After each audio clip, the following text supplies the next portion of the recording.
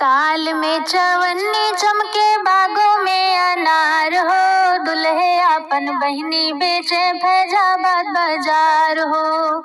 ताल में चवन्नी चमके बागों में अनार हो, दुल्हे आपन बहिनी बेचे फैजाबाद बाजार हो।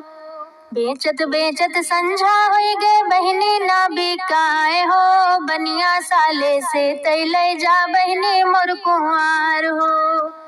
बेचत बेचत संझा होई गे बहिनी ना बिकाए हो, बनिया साले से तैले जा बहिनी मोर कुंवार हो। ताल में चवन्नी चमके बागों में अनार हो, दुल्हे अपन बुआ बेचे फैजाबाद बाजार हो।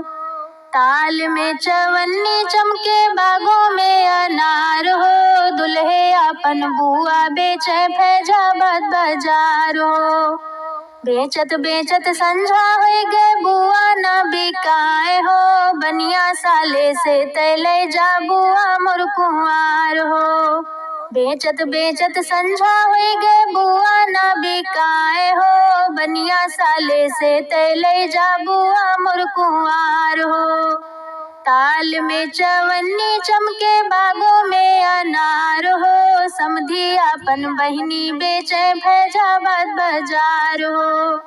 ताल में चवन्नी चमके बागों में अनार हो, समधी अपन बहिनी बेचे फैजाबाद बाजार हो।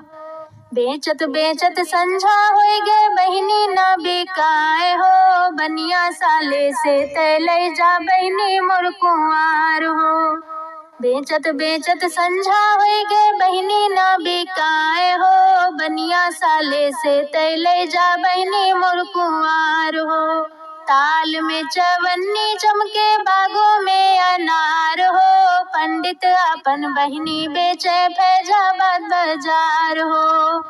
ताल में चवन्नी चमके बागों में अनार हो, पंडित अपन बहिनी बेचे फैजाबाद बाजार हो।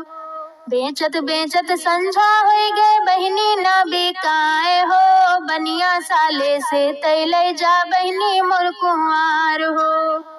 बेचत बेचत संझा होई गे बहिनी ना बिकाए हो, बनिया साले से तैले जा बहिनी मोर कुंवार हो। ताल में चवन्नी चमके बागों में अनार हो, दुल्हे अपन बहिनी बेचे फैजाबाद बाजार हो।